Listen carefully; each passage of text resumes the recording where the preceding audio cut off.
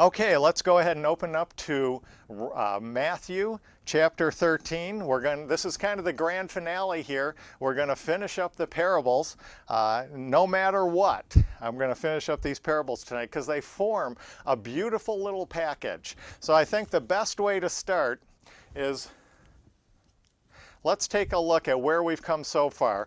I'm not going to go into all the details. We've covered these first 5 parables already in detail over the previous weeks, but I just want to bring to mind the structure that I think these parables fit into. It's a little different than probably the way you've heard the parables presented before, and so I'm going to hopefully give you enough background information, the reason and some of the basic reasons why I'm grouping them this way. So we saw first of all that this is going to be a time of instruction and understanding. We're pulling out the idea that Peter talked about in 1 Peter, where he's talked about how the prophets wished they knew the manner of time. What kind of time? What's going to characterize this time? When they looked at the prophecies, many of them just look like, oh, there's going to be the preaching, and then there's going to be God returning in his wrath and judgment, and then the establishment of the kingdom. Boom, boom, boom. 3 phrases in one sentence, and it looks like it happened all together, but other passages look like they don't happen together, and they didn't have information on this time period between the first and second coming of Christ. That's what these parables are revealing, is what that time period is going to look like. The prophets expected when God began fulfilling his promises to Israel that like for instance, the knowledge of God would cover the earth as the waters cover the sea. But these parables reveal that that's not going to be the case for the time between the first coming and the second coming of Christ. During this time, it's going to be a time of not clarity. It's going to be a time that requires instruction, that leads to understanding. And remember, in the sower parable, he gave the parable of the sower, and then he interrupted it with information on why he's using the parables. And he's using the parables as a means of instructing his disciples and bringing them to understanding. How does the parable of the sower open? It opens with those with the unprepared ground had no understanding. That's the first thing you read in that parable. But how does it end? It ends with those who bearing fruit have understanding. And so we've put that together, and we've covered that in depth previously, but that's the first category here. That's what's going to characterize this time. It's not going to be a time of permanence and finality. It's going to be a time of change, instruction that leads to understanding. Those with unprepared ground can have their ground prepared through the preaching of the word of the kingdom. Those who are unbelievers can become believers. Those who are believers but not bearing fruit can become believers that bear fruit. And those believers that are bearing fruit can bear more fruit.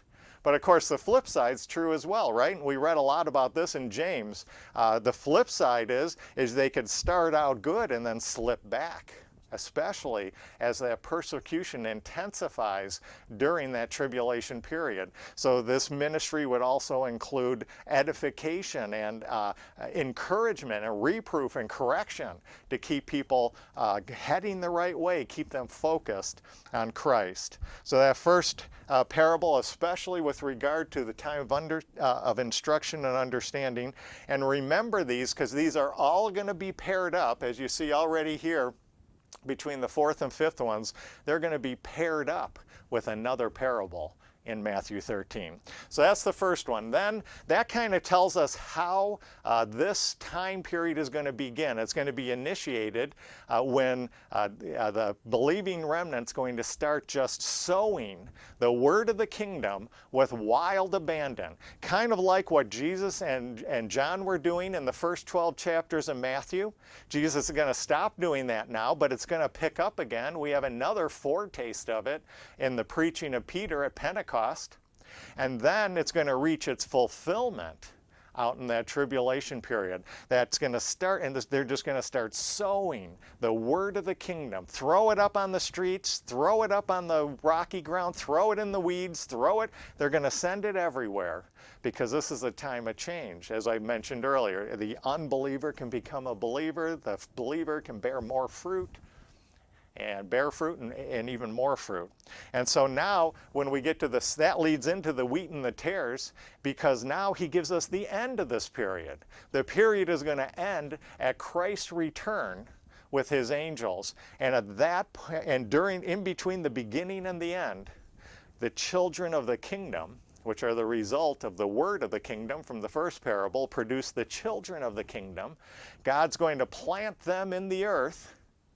But during this time, the children of the evil one, the children of Satan, are going to be planted amongst them, the wheat and the tares. And they're not going to be separated during this time. This wasn't going to be a time of revelation and judgment. That's why I've labeled this parable under that heading. It's going to be a time of covering and hiddenness.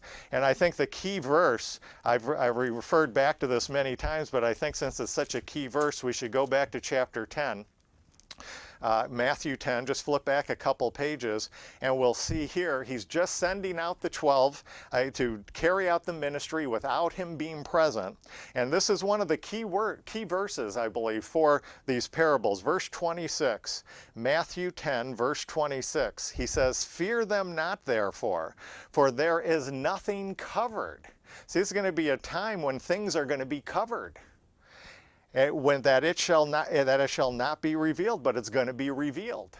And then look at the final phrase here, and of course this phrase really comes into our fourth and fifth parables here. This is going to be a time when things are hidden, but in the end, what the parable of the wheat and the tares talks about at the end, at Christ's return and his angels, it's going to be revealed. It's going to be uncovered. The wicked is going to be separated from the just. The righteous is going to be righteous person is going to be separated from the unrighteous person. The children of Satan are going to be separated from the children of God. And that's how that's all going to end. But in between that time, good and evil are going to coexist.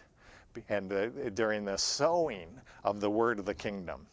And that leads into our third parable then. That leads right into the mustard seed. So now he's given us how this is all going to restart, the sowing of the word of the kingdom with wild abandon, and how it's going to end when Christ returns with his angels. And now what happens in between? What happens in between is God takes this insignificant thing, the start to this program, just at this, when we get past the resurrection, when Peter starts preaching at Pentecost, all there is they're preaching a king who'd been crucified. You know, in the world standards, that sounds pretty insignificant. You can't get pretty much less significant than that. By the world standards, of course, not by God's standards.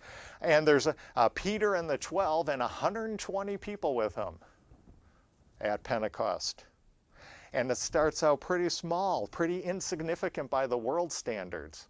And we brought out then this whole thing that I think is so important to get now if we're going to put these parables together, the whole Exodus motif. When was another time in Israel's history that God took Israel as an insignificant thing and turned her into something great? That's that Exodus back in their ancient history. Remember how many people went into the Exodus? 70 children of Jacob went into Egypt. And what did they come out with? They came out with millions. They grew into a great people, a great nation, and if they had answered the test right at Sinai, they would have been taken into that great kingdom. But he put them in there. 70 Israelites come into Egypt, and he puts them there. He hides them there. And right under the noses of the Egyptians, right under the nose of Satan's policy of evil, right under the Egyptians' noses, they grow into a great people that's going to lead to a great kingdom, the tree representing that kingdom. And just think of, we read the beginning of Exodus, and what to say, a new Pharaoh came on the scene. And he's like looks and says, wow, where did these people come from? They're greater than us. And he starts persecuting. The persecution intensifies. That's what's going to happen. That's what's going to characterize out there in that time, especially in that tribulation period, and especially the last 3.5 years. It's going to be just like it was at the first Exodus, only there's going to be another Exodus where God's going to plant them out. That was parable 2. He plants them in the earth, and right under the noses of Satan, right under the nose of the Gentile nations, right under the nose of the vain religious system, they're going to grow into a great people, a great nation of people, a great kingdom, the kingdom people, the children of the kingdom. And that brings us into this gradual greatness. Now, as we go to the next parable, it was the parable of the leaven. Now, most people automatically associate the leaven parable with the mustard seed parable. But you see, in order to do that, you have to go outside what Jesus says in this parable. Jesus in this parable, when he's talking about the mustard seed, he draws attention to its smallness. He says it's a grain. It's a speck of dust of a mustard seed. And then he goes on and reiterates that it's the least of all seeds. He draws your attention to its leastness. In the leaven parable, he doesn't say anything about smallness or leastness. So you have to read that into that psalm. You have to bring your understanding of bread making into that psalm. But even Jesus, we read last week, a couple of chapters after this, he scolds the 12 for thinking of bread. He's like, this doesn't have anything to do with bread. Get bread out of your head. See, this parable, you could never make bread according to this parable.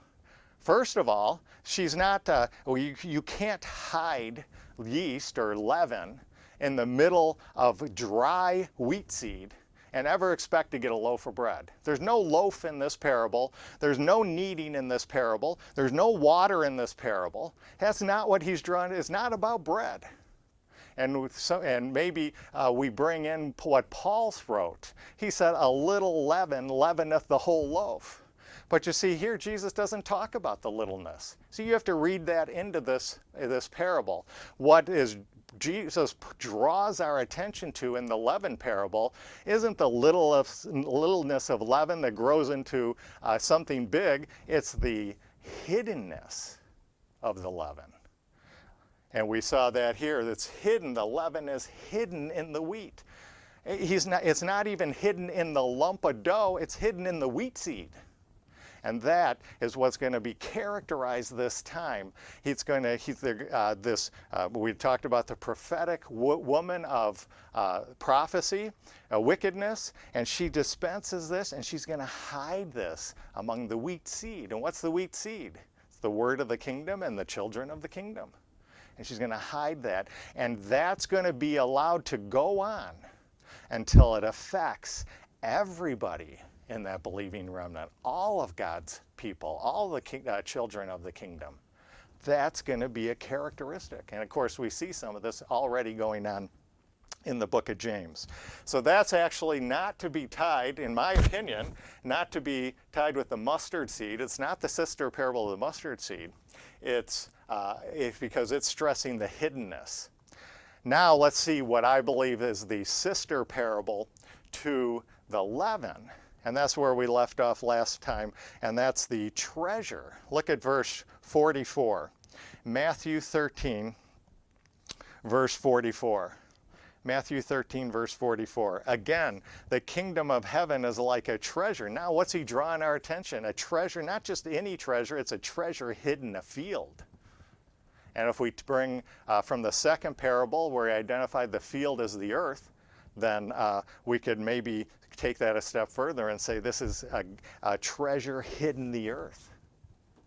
The leaven is the wicked woman of prophecy hiding the false teachings, the leaven of false teaching in amongst the children of the kingdom. And here the flip side of that is God is going to take these people and hide them in the earth, just like he did in Egypt. He hid them there. And right under the noses of Satan and this woman and the vain religious system, they're going to grow into a great people because he's going to hide them in the earth where they're going to be, he's going to protect them and preserve them through this time. That's the answer to this. Hiding the treasure in the earth is God's answer to the wicked woman hiding her leaven among his people, and he's going to protect her. All right, so that's why we bring in this Exodus motif, if we see just in these parables. And I'm going to go into a little more detail on the Exodus motif because I think I've had more response and interest in that topic after last Sunday than anything else I've taught, which I'm not totally pleased about because I'd rather people got in touch with me about truths from Romans, but we'll go with this. And I thought I'd just take a minute to take a sidestep here and look at this Exodus motif and why I believe, anyway, this is the case with these. First of all, we see this, we've already talked about the gradual greatness, and we saw that was what happened at the Exodus account. If you look up leaven, he then ties it into the leaven motif, and just open up any concordance, and you'll see that all the bulk of references to leaven are in the Exodus account. Passover lamb, the sacrificial system, all that, leaven everywhere. He brings in the leaven motif in this parable, and then he brings in the treasure. Where does God, at least specifically call Israel his treasure? He's going to make him into his own treasure. That's the Exodus account, Exodus 19:5. So I think there's enough support right here within the parables themselves. But I thought since there was so much interest, I'd take it a step further, just quickly go through some other things. We're not going to turn to all these passages. You can look these up on your own, but I just wanted to bring out a few other things beyond what's in these parables and what comes immediately after these parables. And I think the Exodus motif is carried on through chapter 13 and into chapter 14. First of all, once we're done with the parables here, from verses 53 to 58 in Matthew, Jesus is going to be rejected by his own country. And where is he? Where is his own country? Where did he grow up? Nazareth. And the question is, why did they grow up why did he and his family go to Nazareth? Remember the story? Remember how Matthew opens, those first 2 and 3 chapters of Matthew? Remember how it all opens? There is a guy named Herod, and he starts persecuting, looking for the king. And what do? They flee to Egypt. The Exodus. They flee to Egypt. And then what do? Then Matthew makes a big point out of this early in Matthew, and he says, and then God called them out of Egypt. He's going to deliver them. He's going to bring them out of Egypt. And they come back into the land of Israel, but they couldn't go back to the Bethlehem area. Where'd they have to go? Because of the persecution there from one of Herod's children. And instead, they went to Nazareth. The whole reason they're in Nazareth is because they went to Egypt, and when they came out of Egypt, they went to Nazareth. So I'd suggest there's from the very beginning of Matthew and how this chapter is going to end, there's an Exodus motif still going on there. Then when we open up into Matthew 14, in verses 1 to 14, guess who's going to come on the scene? Herod. Now this is the son of the Herod from back then, from Jesus' birth, the incidents at Jesus' birth, but he's now continuing the persecution and is going to shortly kill John the Baptist. And we'll look at that in more detail. But that brings that whole family of Herod back in the picture. And the one thing we're introduced to in Matthew is that Herod, his father, who was the cause of them going into Egypt and coming out again. Then what's the next thing in Matthew 14 in verses 15 to 21? What's the next thing Jesus does? He goes and he feeds the 5,000.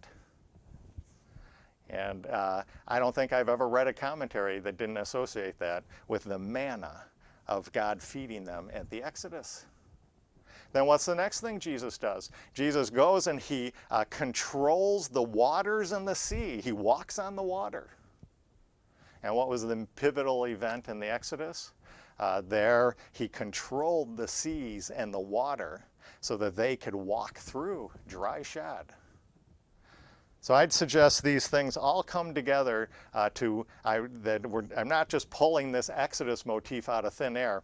I think this is the main driving force, the main thing that's going on, and we see that continued into the 14th chapter of Matthew, the very next chapter. If we want to throw in one other reference, you could go to Luke 10, and here I find this to be one of the most interesting ones. In Luke 8, Jesus gives the parable of the sower. He gives some of these parables. And then in Luke 10, shortly thereafter, what does Jesus do? He sends out the 70. Now, why 70?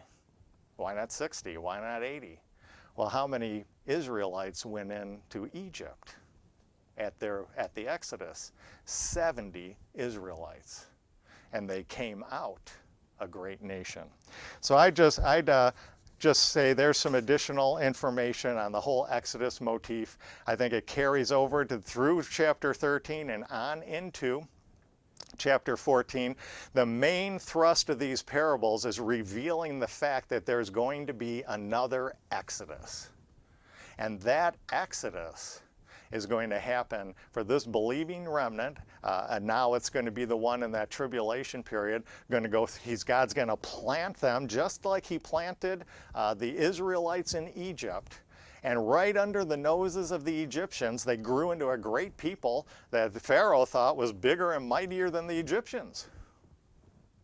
So too, now in these parables, they're learning about how God's going to plant them in the earth. The world's going to think they're insignificant, they're least of all people, they're nothing, and he's going to turn them, just like he did in Egypt. He's going to now plant them in the earth in a larger Exodus, and he's going to plant them, and they're going to grow into a great nation, a great people, and become that great kingdom.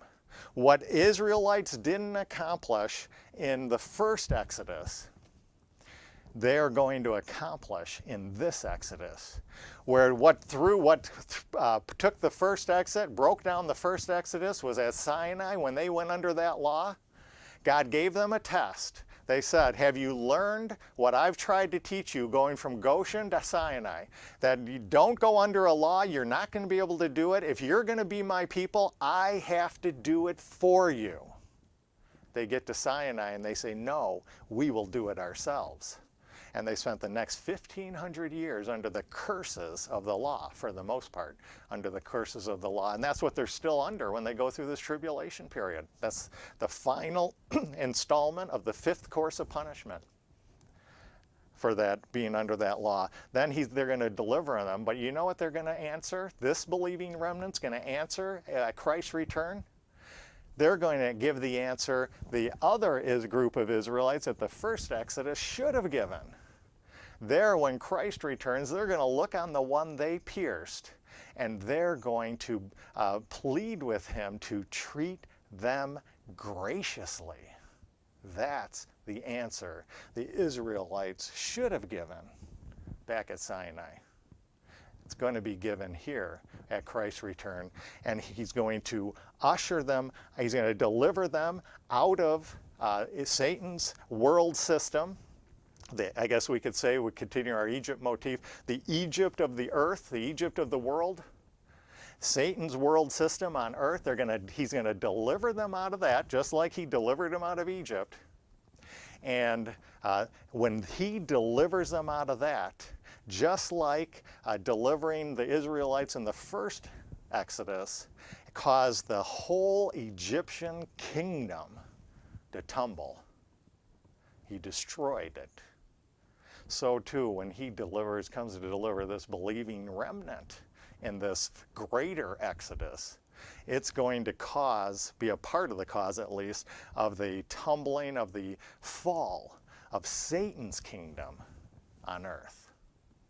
And he's going to usher them into that kingdom, and God's going to replace Satan's world system on earth God's going to replace that with his own world system on earth that we call that kingdom. All right, so there's some more information. It seemed to generate a lot of information on this Exodus motif with the parable. Let's go on and pick it up from here now. All right, so we got the next parable here. We've already talked about the treasure parable. And again, that ties in to the Exodus account. And let's look back at our chart here. That ties in the Exodus account. It brings out the hiddenness concept. During this time, the kingdom will be characterized by Christ finding and hiding the children of the kingdom in the world. And we looked last time where Exodus 19:5, he talks about being the treasure. All right, so now we're back to here. We see these two go together, contrary to what most people say. Most people tie the leaven and the mustard seed together. We're going to keep the mustard seed aside for now. We're tying together the leaven parable because of the hidden concept, and the treasure parable because of the hidden concept. So what goes with the mustard seed? That, I would suggest, is the parable of the great pearl. We're going to see the greatness concept come to the surface again. Look at now verse 45. Matthew 13:45, and let's go on to our next parable. We didn't cover this last time. Again, the kingdom of heaven is like unto a merchant man, and seeking goodly pearls. So here we have a merchant man seeking goodly pearls. Notice there's a time element here. When you're seeking something, it's not done in an instant, right? It's an ongoing thing. Just like the mustard seed, it's going to grow. But if you've got something growing, it's not going to be done in an instant. It's going to grow. It's a gradual growth to greatness. And here, let's finish the parable, and then we'll see what the merchant is seeking. So he's seeking goodly pearls, who, when he hath found one pearl of what? Greatness. One great pearl, one pearl of great price, went and sold all that he had and bought it. All right, so I suggest that what goes with the mustard seed is the pearl parable. Its emphasis there is on the gradual greatness, the seeking of the one great pearl. And pearls play a big role in Israel's history. And we'll look at one place, and then we'll go to Revelation and see something about pearls there. Let's just look at the first instance, or one of the main instances here. Go to Malachi. That's the book of the Bible just before Matthew. So you can flip back to the beginning of Matthew, and then go back a few more pages. You'll be there. Malachi 3, and we're going to start reading at verse 16. Malachi 3, verse 16. Just to give a little background here, Malachi is bemoaning the fact that the nation has been in the grip of the vain religious system. The vain religious system is persecuting the people of God. You know, it's like what's going to go on in miniature, what's going to go out in big screen out in that tribulation period. They're suffering under the hand of the vain religious system. Now, it's important to realize here we're in Malachi, and then after this, God's going to go silent for 400 years. And guess when he breaks the silence? With the arrival of John the Baptist. And he comes crying in the wilderness. He breaks the silence of God. So there's 400 years between what we read here and our account in Matthew. And that same vain religious system that was persecuting the believing remnant here in Malachi is going to be is the same vain religious system that's persecuting the people of God in Matthew, only even worse. And then these are the same vain religious system that's going to persecute the believing remnant when God restarts his program with Israel out in that tribulation. And they just keep getting worse and worse. And so now with that little bit of background, let's read the bulk of the nation is apostate. It's been taken over by a vain religious system that has nothing anymore to do with God. But look what's always there, verse 16. Then they, Malachi 3:16, then they that feared the Lord spoke often one to another. And the Lord hearkened and heard it, and a book of remembrance. So here you have, in the midst of persecution, under the vain religious system, you have a group of believers. We could call it a believing remnant who remembered God, who feared God, who got together amongst themselves and talked about God, and looked for God, and prayed to God, and all that. And they could think that God's not paying any attention to them. They could look like God's going to go silent for 400 years after this. Is God not noticing them? Is God not paying attention to them? Is God not know they're there? Did God forget about them? Look what the Lord says. And the Lord hearkened and heard it, and a book of remembrance was written before him for them. He hears it. But he's not going to do anything about it right then. Instead, he's going to remember them. He gets a book and he writes their names in it. See, that's what this time between the first and second coming of Christ, it's going to be a time when it's going to look like he's forgotten. Maybe, in light of our parable of the treasure and the pearl, maybe we could even say it's going to look like a time when he's sold all of his things. And it doesn't care about his things anymore. But it says he remembered them, he hearkened, he heard them. Now earlier, going all the way back to Isaiah, you know what God said? He said, I'm not going to listen to you anymore. I'm not going to hear you. When you pray, I'm not going to hear you. That was what he told the vain religious system. But here he's the believing remnant now, many years after Isaiah wrote, he's still hearing them. He hearkens, he hears them, he writes their name in a book. He hasn't forgotten them. He's not deserting them. And they thought upon his name. Now, verse 17 brings up these jewels concept.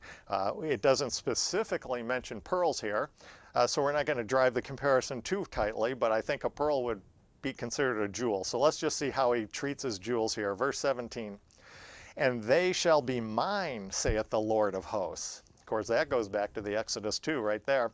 And that day when I make up my jewels, and I will spare them as a man spareth his own son.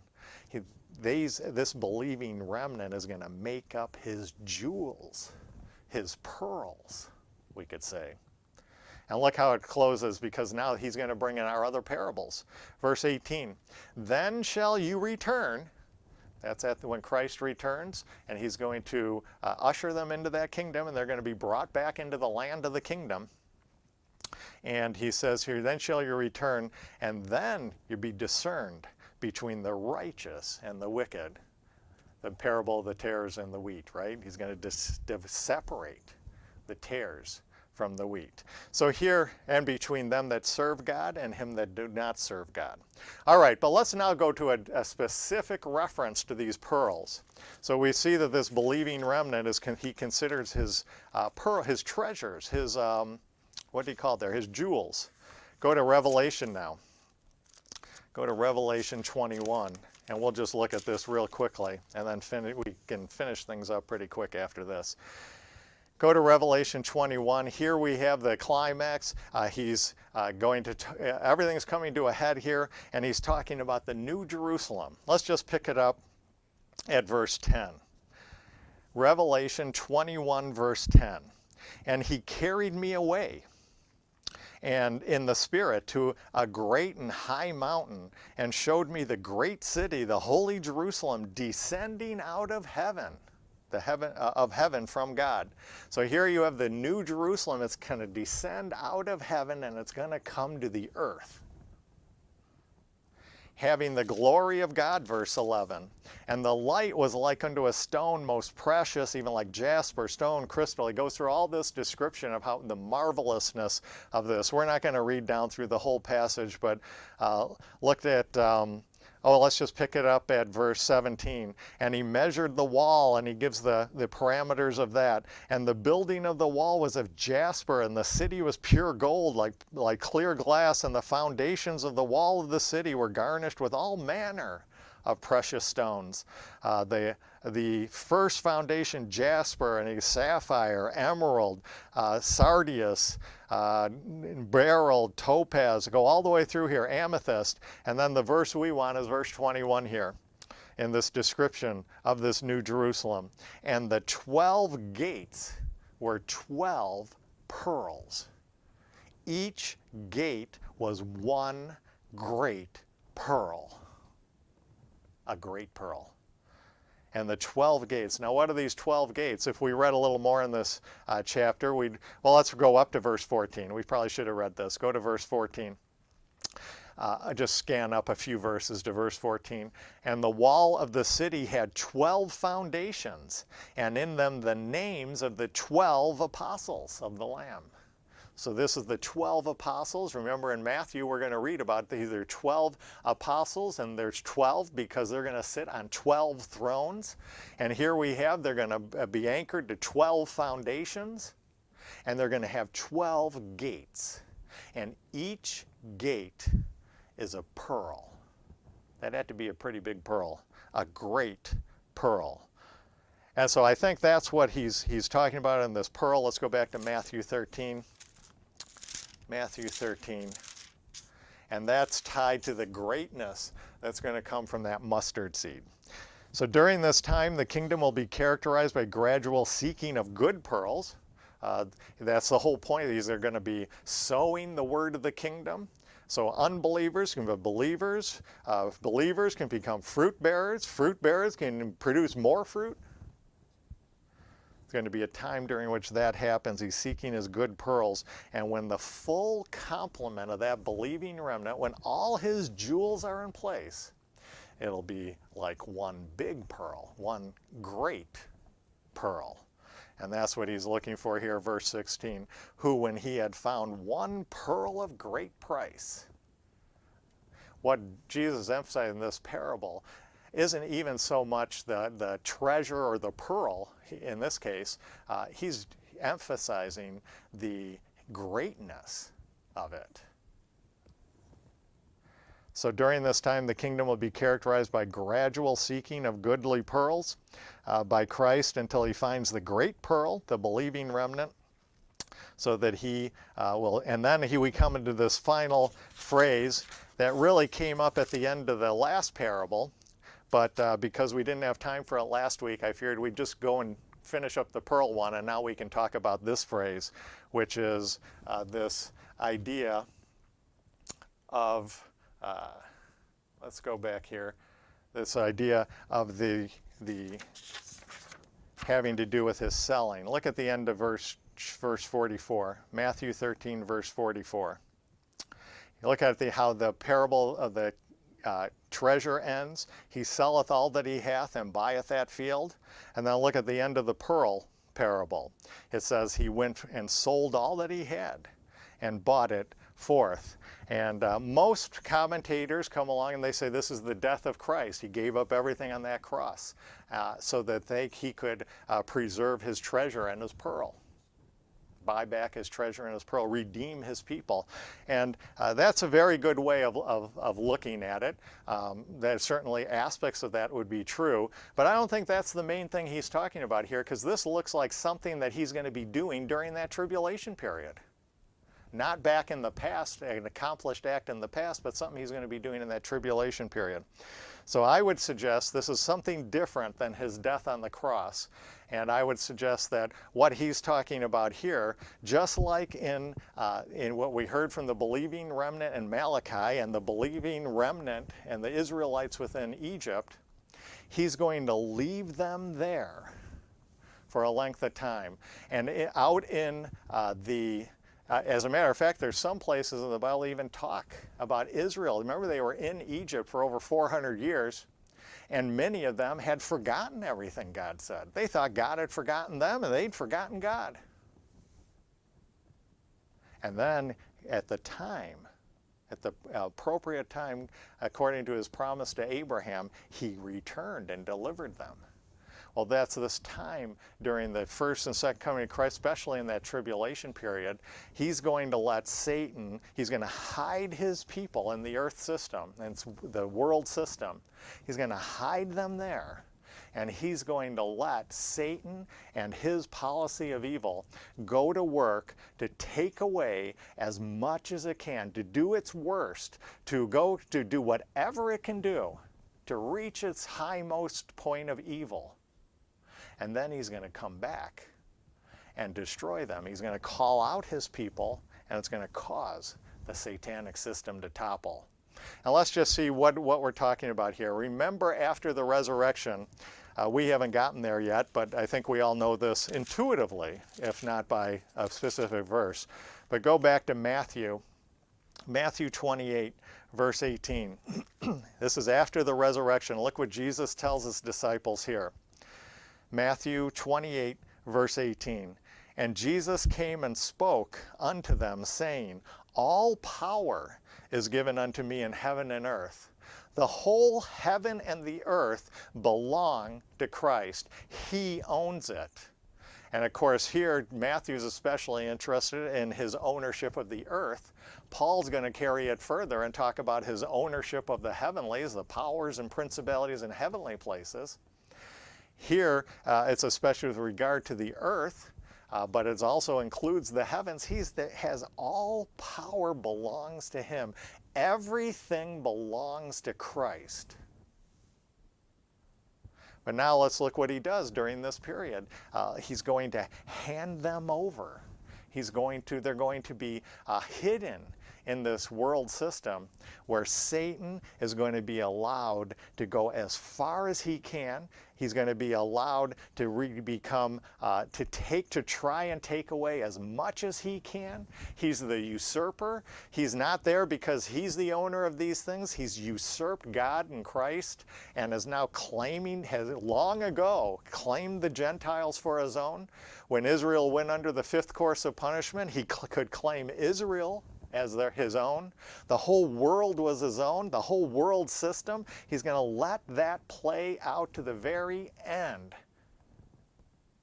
And then he's going to come and reclaim what he has.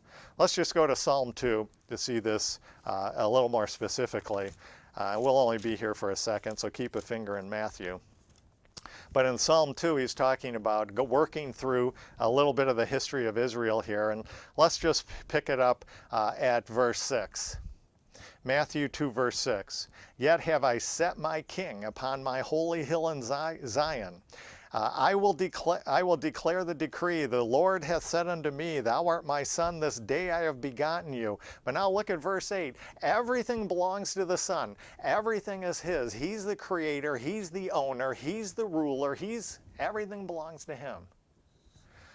But he's not going to exercise that authority right away, especially out in this tribulation period. He's going to let the usurper continue as far as he can, as wickedly as he can, to try and gain as much as he can. And then one day verse 9 is going to be spoken. Psalm 2 verse 9, verse 8, Psalm 2 verse 8, ask of me, and I shall give thee the heathen, the Gentile nations that belong to Satan. Now he'll give them the Gentiles for his inheritance, and the uttermost parts of the earth for his possession. Then he's going to come and reclaim his possession. He's going to establish his rulership and authority. He's going to buy back everything that belongs to him, and he's going to do it by delivering these people that grew into the great kingdom people and a great nation right under the noses, just like in Egypt, right under the noses of the Gentiles and of the vain religious system, and right under the nose of Satan, and they've grown into this great thing. And when he returns, he's going to, after Satan has done his worst, usurped as much as he can usurp, he's going to come and deliver out his people. and usher them into the land of the kingdom. And that's going to bring about the fall of the satanic world system, just like it caused the fall of Egypt, the kingdom of Egypt. All right, so that's where we are going to go now as far as the parable of selling all that he has. Then at his return, he'll take it back what is his, the whole world, beginning with the regathering of the nation of Israel in the land of the kingdom. All right, back to Matthew 12. Matthew 12. Bound and determined to get through these. All right, so the next parable. So that leads into our next parable. Well, one other thing we should probably consider about the parable of the pearl is the merchant man. And here I'll just bring out one interesting observation. Do you know what merchant man is a translation for in the Old Testament? It's a translation for the word Canaan. The promised land is called the land of Canaan. And the land of Canaan translated is the land of the merchant man. So I'd suggest that that's tying in. He's going to take his kingdom people that grow into a great nation, and during this tribulation period, during this time, right under the noses of the adversary, and he's going to take them out and bring them into the land of Canaan, the promised land, the land of the kingdom, which translates into the land of the merchant man. All right, so let's go to the next parable.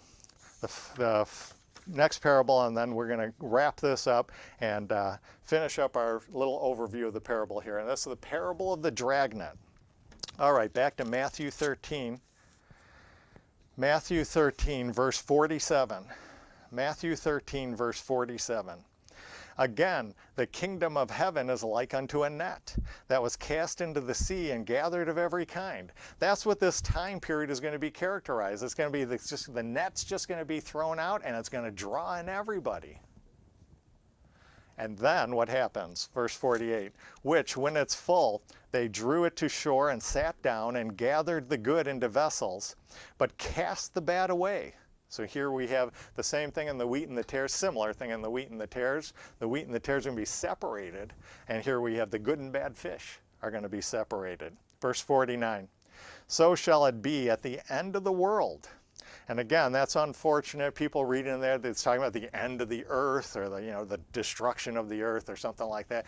This is the end of the earth. This is the eon concept. This is the end of the ages. This is going to be the end of the age of the end of the age that refers to the end of that tribulation period, the fulfillment of Israel's prophetic time schedule, which will end with that final 7-year tribulation period. Verse 49. So the angels shall come forth and sever the wicked from among the just, and shall cast them into the furnace of fire. There shall be wailing and gnashing of teeth, just like we read about in the wheat and the tares, wheat and the tares. All right, so that then, if we tie together our structure here, we see that would correlate. That's the sister parable to the wheat and the tares, where it refers to what's going to happen at the end of that time.